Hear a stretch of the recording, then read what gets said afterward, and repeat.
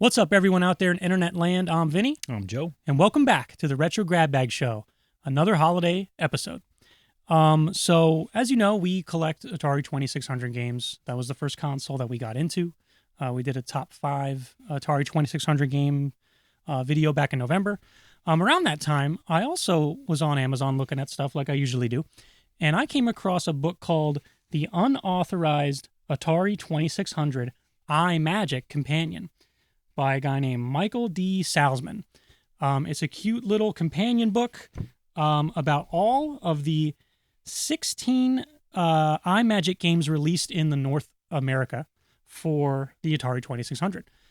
This is great. Every game is detailed here, like who the creator was, analysis, the controls, the options, the game design, the year it came out, stuff like that. Like, this is a really cool read. Yeah. Like a cool retro read, and it looks really good, like in your collection, like next to the game. So, Michael D. Salzman, I have no idea who he is. I'm just, I have no connection. He's awesome, whoever he is. Yeah, I love him. Yeah. Well, he has other Atari books too. Okay. So this one he just focused on iMagic, but he has like these unauthorized, Nice. like companion books, and they're really cool. This was cheap. Pick it up if you like this kind of stuff. So yeah, I have no connection with him. I just really like it. So yeah, there were 16 iMagic games released. Now, you would think third-party video game publisher Activision. We talk about them often. We did in the last episode. But right behind them would have been iMagic. They always had this silver look to them. I'm sure if you're a gamer, you've seen one of these. One of the more popular ones was Demon Attack, and that was on my number one on my top 5. I know we played that a ton. Oh my God, yeah. What did you think of that? The video kind of gave you my 2 cents of it. I just remember playing it. It was right up there with Space Invaders, Mega Mania, all that kind, where you had your ship at the bottom and you're shooting up at things coming down at you. But I think of it more as more innovative in the sense of the ships looked better. The ships would split in half, sometimes even I think into 3 pieces, and it's just really difficult because if you wanted to keep going on that, you had to be pretty good, and your skill shots needed to be there. Sure. So, really great game. Like, I think the graphics were great for its time, and I don't think we got too far with high scores, but it was fluid great. movement of the enemies, I think, wasn't. I mean, you didn't expect it to be so fluid, and I think that really made every time you would get a kill very, very satisfying. And there was kind of like a timer clicking throughout the whole thing. Okay. And then, like, you could get very far, but it just gets so incredibly hard, and that's what those games were all about. Yeah. Demon Attack is just one of the best games ever. So of the 16 here, of the 16 produced in the North America, I'm going to run down which ones I have. Okay. So Cosmic Arc, this is actually incredibly popular too. I don't know if you played this one yet, Joe, but that's a fantastic game as well. There's a game called Trickshot. Glad to have that. I haven't played too much of that. Atlantis, played a little bit of this. Awesome game. Now, here's the other thing. See, Atlantis doesn't have the picture on it.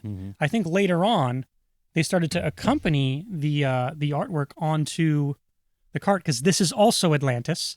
Okay, so we have 2 Atlantis there. But it's the same game, right? It's the same game, different label. Same game. So we also have Riddle of the Sphinx with the artwork on there. Also a good game. And, we also have another Riddle of the Sphinx. I don't know if you're catching on yet, but I do have a couple copies of these. Then we have 4 games here to round out the bunch, which is Star Voyager with the picture, and a Star Voyager sealed.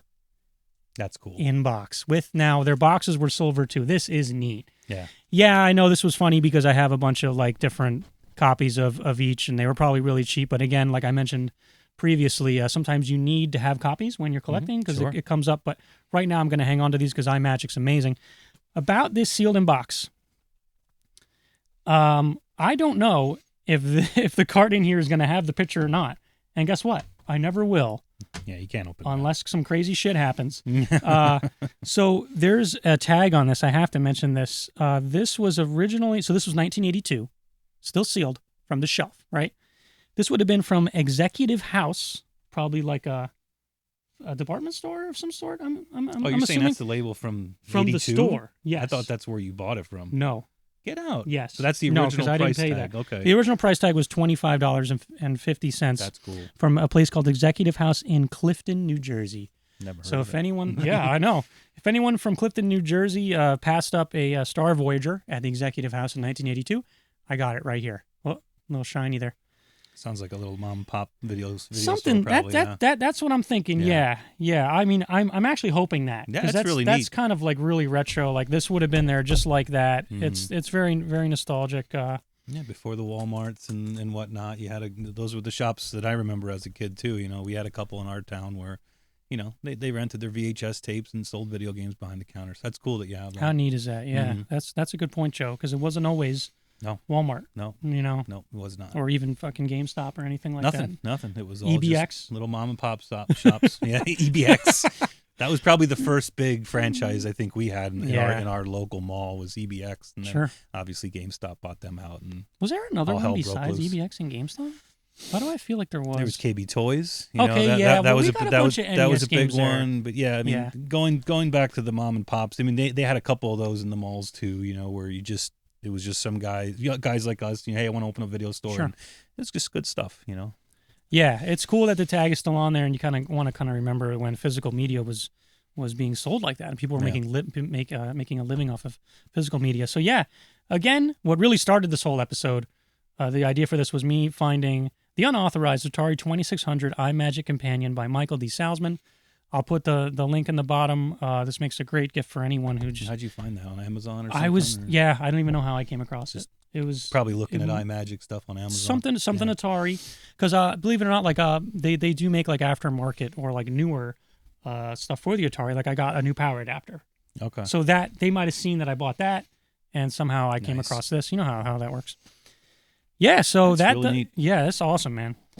Good stuff. So do you think you'll try to get the whole collection that's in that book? Good you point. Know, I know every time we go to like places like Second and Charles and things like that still have decent amounts of Atari games. I know I always look, and I think I picked up a few of these once, and they're dirt cheap unless you're talking about. What's that one rare one that there was one in here. I think it was Moonsweeper and maybe Fathom that are probably 20, 30, 40 something. Yeah. So, but here's the thing, and I completely forgot to mention this. To do the whole to complete the iMagic North American release of 16 games is probably doable.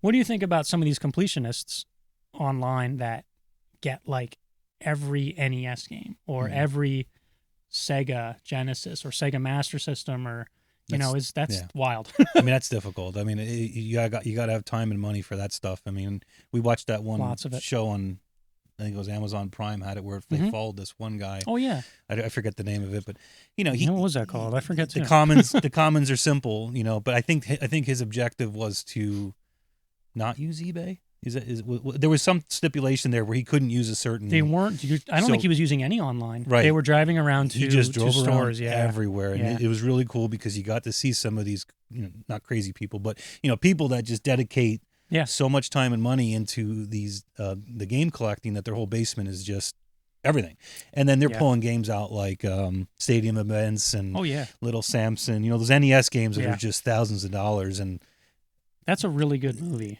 It is great. I'm sure you'll put a link up to it if you guys want to watch it. But the completionists, though, there can't be many people out there that have a complete, authentic, they were probably game. I mean, they've probably been doing it their whole life of a system. Anyway. They probably don't just jump into it and then 6 months later they have all that. But man, that's neat. But though. There's some neat stuff. I mean, if you get on Reddit or if you get on these game collecting sites, I mean, I think I just sent you one where the guy had a Game Boy collection, and it looked like something out of a 5-star storeroom. I mean, even the lighting was perfect on every. I mean, you mentioned in one of the videos where you wanted the label up. I mean, this guy had every box facing forward, and it was just his whole wall, and it was was cool, but like I said, you got to have time and money and probably no life to do that. But because that's all your time. That's your dedication. Yep. But I think it's great. I think it's awesome too. Great to look at. I mean, obviously we'll never be able to do it. No.